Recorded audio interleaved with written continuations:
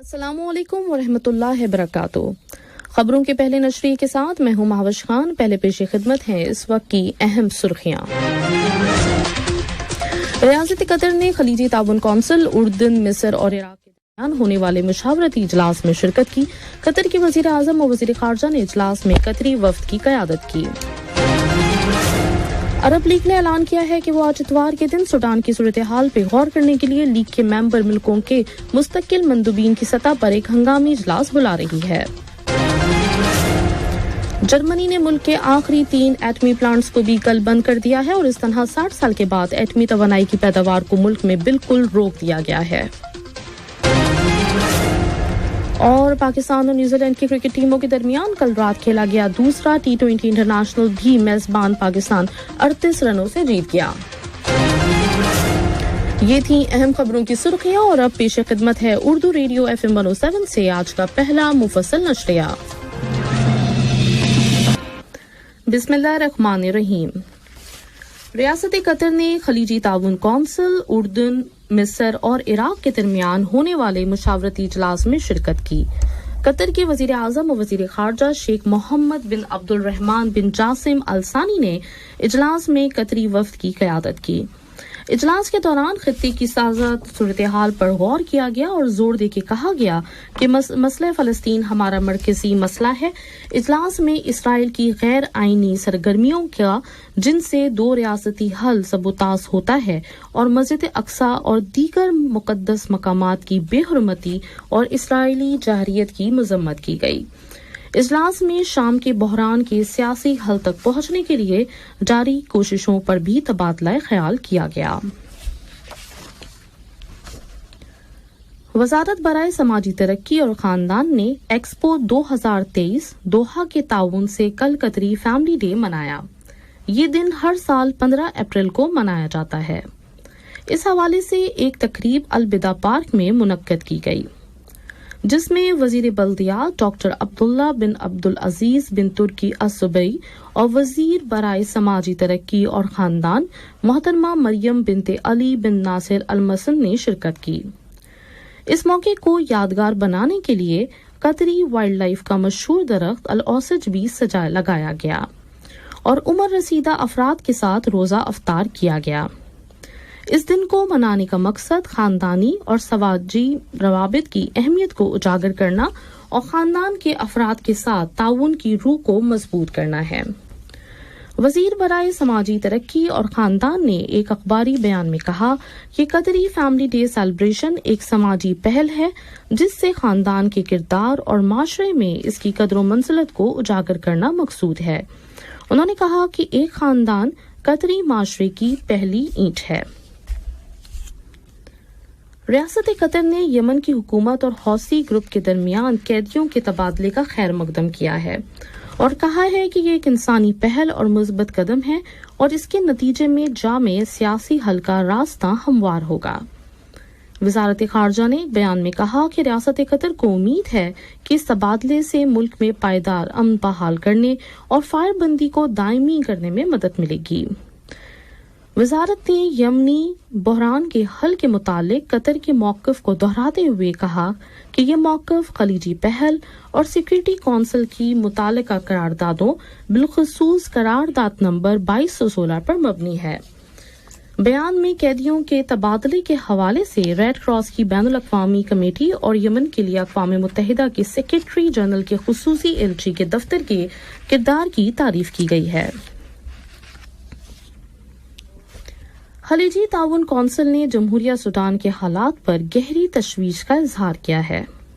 एक बयान में कौंसिल के जनरल सेक्रेटरीट ने तमाम फरीकों से अपील की कि वो सब्र ज़ब्त का मुजाहिरा करें और बातचीत की ज़बान को तरजीह दें। कौंसिल के सेक्रेटरी जनरल जनाब जासिम अल बदवी ने सूडान की सिक्योरिटी, सालमियत और इस्तेकाम के तहफ़्फ़ुज़ की अहमियत के मुतालिक कौंसिल की करारदादों और मौक़िफ़ों का इआदा किया।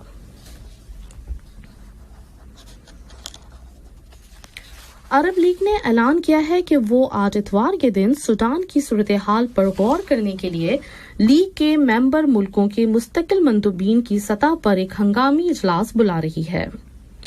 लीग के माविन सेक्रेटरी जनरल सफीर हसाम जकी ने एक बयान में कहा कि کہ مصر اور سعودی عرب کی درخواست پر آج عرب لیگ کونسل کا ہنگامی اجلاس بلایا جا رہا ہے، جس کے دوران سوڈان کی صورتحال پر غور و خوض کیا جائے گا۔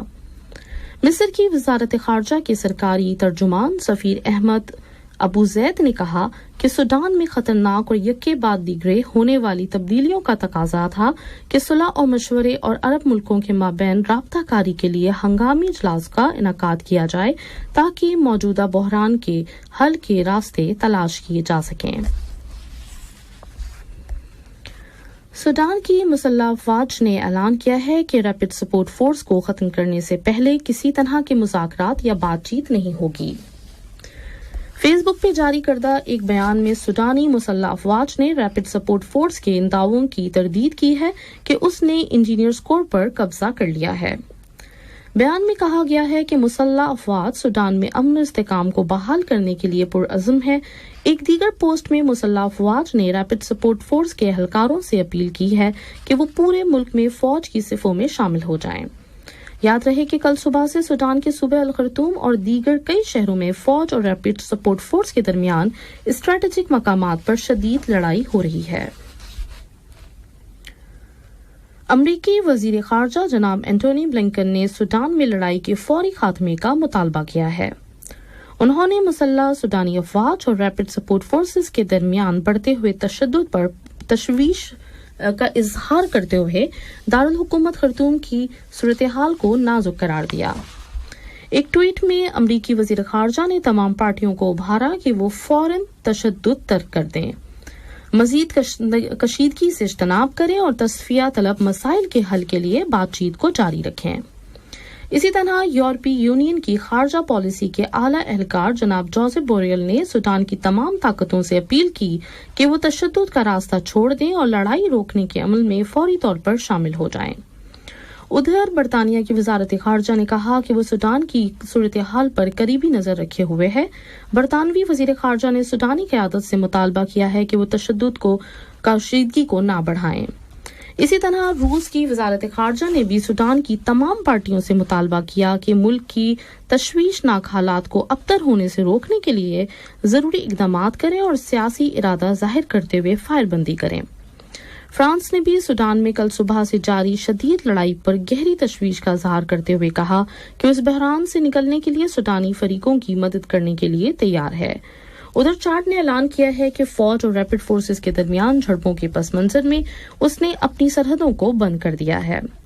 چاڈ حکومت کے ترجمان عزیز محمد صالح نے ایک بیان میں کہا کہ سوڈان کے ساتھ ان کے ملک کی 1403 کلومیٹر لمبی سرحد ہے جو اگلے نوٹس تک بند کی جا رہی ہے۔ سعودی عرب کے وزیر خارجہ شہزادہ فیصل بن فرحان بن عبداللہ نے ٹیلی فون کال کے دوران متحدہ عرب امارات کے وزیر خارجہ شیخ عبداللہ بن زائد ال نہیان اور امریکی وزیر خارجہ جناب اینٹونی بلنکن کے ساتھ سوڈان کی تازہ صورتحال کے متعلق بات چیت کی ہے۔ سعودی خبر رساں ادارے رواس کے مطابق بات چیت کے دوران فوجی کشیدگی کو روکنے کی اہمیت اور فوری سمجھوتہ کرنے کی ضرورت پر زور دیا گیا۔ اقوام متحدہ کے سیکرٹری جنرل جناب انٹونیو گوتریش نے سوڈان میں موجودہ بحران کو حل کرنے کے لیے بات چیت شروع کرنے، امن بحال کرنے اور لڑائی کو فوری طور پر روکنے کا مطالبہ کیا ہے۔ ایک بیان میں انہوں نے کہا کہ ملک میں کسی بھی طرح کی کشیدگی سے سوڈان کی مشکل انسانی صورتحال اور زیادہ ابتر ہو جائے گی اور عام شہریوں پر اس کا انتہائی برا اثر پڑے گا۔ اسلامی تعاون تنظیم نے سوڈان کی صورتحال پر گہری تشویش کا اظہار کیا ہے۔ ایک بیان میں OIC کے سیکرٹری جنرل جناب ابراہیم حسین طہ نے فوری طور پر جنگ بندی اور بات چیت شروع کرنے کا مطالبہ کیا ہے۔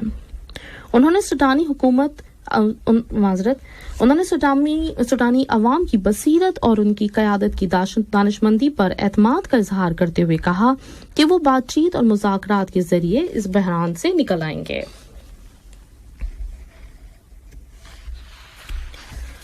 سعودی ایئر لائن نے اعلان کیا ہے کہ اس کا ایک جہاز کل خرطوم کے بین الاقوامی ہوائی اڈے پر فائرنگ کی زد میں آ گیا۔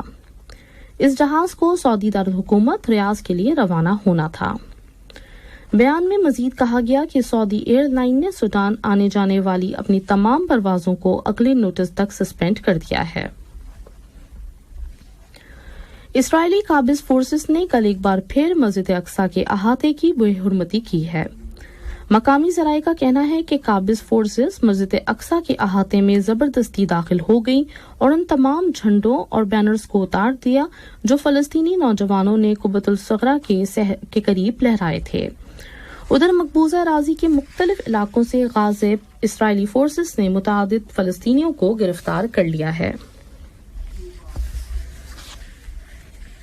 جرمنی نے ملک کے آخری 3 ایٹمی پلانٹس کو بھی کل بند کر دیا ہے اور اس طرح 60 سال کے بعد ایٹمی توانائی کی پیداوار کو ملک میں بالکل روک دیا گیا ہے۔ جرمن حکومت کا منصوبہ تھا کہ آخری ایٹمی پلانٹ کو 1 جنوری 2023 کو بند کر دیا جائے گا، لیکن ملک کو درپیش توانائی میں کمی کی صورتحال کے پیش نظر اس کو 15 اپریل تک جاری رکھنے کا فیصلہ کیا گیا تھا۔ یاد رہے کہ سن 2011 میں سابق جرمن چانسلر محترمہ انجیلا میرکل کی حکومت نے فیصلہ کیا تھا کہ ایٹمی توانائی کے پلانٹ سے آہستہ آہستہ چھٹکارا حاصل کر لیا جائے گا۔ قابل ذکر ہے کہ ایک سروے کے مطابق جرمنی کی آدھی سے زیادہ آبادی یعنی کہ 52% ایٹمی توانائی پیدا کرنے والے ان اسٹیشنز کو حتمی طور پہ بند کرنے کے خلاف ہیں۔ فرانس کے صدارتی دفتر نے اعلان کیا ہے کہ فرانسیسی صدر ایمانوئل میکرون کل پیر کو قوم سے خطاب کریں گے۔ کل ہفتے کے دن ریٹائرمنٹ کے متعلق اصلاحات کی منظوری کا فرمان جاری کر دیا گیا تھا، حالانکہ گزشتہ 3 مہینوں سے ریٹائرمنٹ اور پینشن بل کے خلاف مسلسل عوامی احتجاج ہو رہا ہے۔ صدارتی دفتر نے کہا کہ صدر ایمانوئل میکرون ٹیلی ویژن پر خطاب کریں گے جس میں وہ پینشن کے حوالے سے حاصل کردہ کامیابیوں کا تذکرہ کریں گے۔ یاد رہے کہ صدر میکرون نے ریٹائرمنٹ کے متعلق اصلاحاتی بل پر دستخط کر دیے ہیں جن کے مطابق ریٹائرمنٹ کی عمر کو بڑھا کر 63 سال کر دیا گیا ہے۔ مزدور یونین نے اعلان کیا ہے کہ وہ اس صدارتی فرمان کے خلاف اپنی کوششیں جاری رکھیں گی۔ اور اب کچھ خبریں کھیل کی دنیا سے۔ اسپینش فٹ بال لیگ لا لیگا میں ریال میڈرڈ نے اپنے میزبان کادیش کو 2-0 سے ہرا دیا۔ لیگ کے 29ویں راؤنڈ کے کل کھیلے جانے والے اس میچ میں ہرنانڈیز اور مارکو نے گول کیے۔ قطر اسٹارز لیگ کے 19ویں مرحلے کے ایک مقابلے میں کل رات السد کلب نے قطر اسپورٹس کلب کو 2-0 سے ہرا دیا۔ یہ مقابلہ سہیم بن حمد اسٹیڈیم میں کھیلا گیا۔ اسی طرح السد کے پوائنٹس کی تعداد 63 ہو گئی ہے اور وہ اوور آل فہرست میں 30 نمبر پہ ہے، جبکہ قطر اسپورٹس کلب 6 نمبر پر ہے۔ اسد کی جانب سے اکرم عفیف اور احمد سعید نے گول کیے۔ ادھر سلال فٹ بال کلب نے 19ویں راؤنڈ کے اپنے میچ میں المرخیہ کلب کو 2 کے مقابلے میں 3 گول سے ہرا دیا۔ یہ میچ عبداللہ بن خلیفہ اسٹیڈیم میں کھیلا گیا۔ انگلش پریمیئر لیگ کے 31ویں مرحلے کے ایک میچ میں مانچسٹر سٹی نے مہمان لیسٹر سٹی کے 1 کے مقابلے میں 3 گول سے شکست دے دی ہے۔ اس فتح کے ساتھ ہی مانچسٹر سٹی کے پوائنٹس کی تعداد 70 ہو گئی ہے اور وہ صرف 3 پوائنٹس کی کمی کے ساتھ پوائنٹ ٹیبل پر آرسنال کے بعد دوسرے نمبر پر ہے۔ پاکستان اور نیوزی لینڈ کی کرکٹ ٹیموں کے درمیان کھیلے گئے دوسرے T20 انٹرنیشنل میچ میں میزبان ٹیم 38 رنوں سے میچ جیت گئی۔ پہلے کھیلتے ہوئے پاکستانی ٹیم نے 4 وکٹوں پر 192 رنز بنائے، جس پہ کپتان بابر اعظم نے ناٹ آؤٹ 101 رنز اسکور کیے۔ جواباً نیوزی لینڈ کی ٹیم مقررہ 20 اوور میں 7 وکٹوں پر صرف 154 رنز ہی بنا سکی۔ انڈین پریمیئر لیگ IPL میں کل کھیلے گئے 2 میچوں میں RCB نے دہلی کیپٹلز اور پنجاب کنگز نے لکھنؤ سپر جوائنٹس کو شکست دے دی۔ RCB نے 6 وکٹوں پہ 174 رنز بنائے، جس کے جواب میں دہلی کی ٹیم مقررہ 20 اووروں میں صرف 151 رنز ہی بنا سکی۔ URCB 23 رنوں سے یہ مقابلہ جیت گیا۔ دوسرے میچ میں لکھنؤ سپر جوائنٹس نے پہلے بلے بازی کرتے ہوئے 8 وکٹوں پر 159 رن اسکور کیے۔ پنجاب کنگز نے آخری اوور کی تیسری بال پر اس ٹارگٹ کو پار کر لیا اور میچ 2 وکٹوں سے جیت لیا۔ آج ممبئی انڈینز کا مقابلہ کولکتہ نائٹ رائڈرز سے اور گجرات نائٹس کا سامنا راجستھان رائلز سے ہوگا۔ آج کا پہلا نشریہ ختم ہونے سے قبل ایک دفعہ پھر اہم خبروں کا خلاصہ سماعت فرما لیجیے۔ ریاست قطر نے خلیجی تعاون کونسل اردن، مصر اور عراق کے درمیان ہونے والے مشاورتی اجلاس میں شرکت کی۔ قطر کے وزیر اعظم و وزیر خارجہ نے اجلاس میں قطری وفد کی قیادت کی۔ عرب لیگ نے اعلان کیا ہے کہ آج اتوار کے دن سوڈان کی صورتحال پر غور کرنے کے لیے لیگ کے ممبر ملکوں کے مستقل مندوب کی سطح پر ایک ہنگامی اجلاس بلا رہی ہے۔ जर्मनी ने मुल्क के आखिरी 3 एटमी प्लांट्स को भी कल बंद कर दिया है और इस तरह 60 साल के बाद एटमी तवानाई की पैदावार को मुल्क में बिल्कुल रोक दिया गया। और पाकिस्तान और न्यूजीलैंड की क्रिकेट टीमों के दरमियान कल रात खेला गया दूसरा T20 इंटरनेशनल भी मेजबान मुल्क 38 रनों से जीत गया। इसके साथ ही उर्दू रेडियो कतर FM 107 से आज का पहला मुफस्सल नशरिया अपने इख्तिताम को पहुंचा। News editor Ubaid Tahir, studio operator Jabir और इंतखाब आलम माविश खान को दीजिए इजाजत। अल्लाह हाफिज।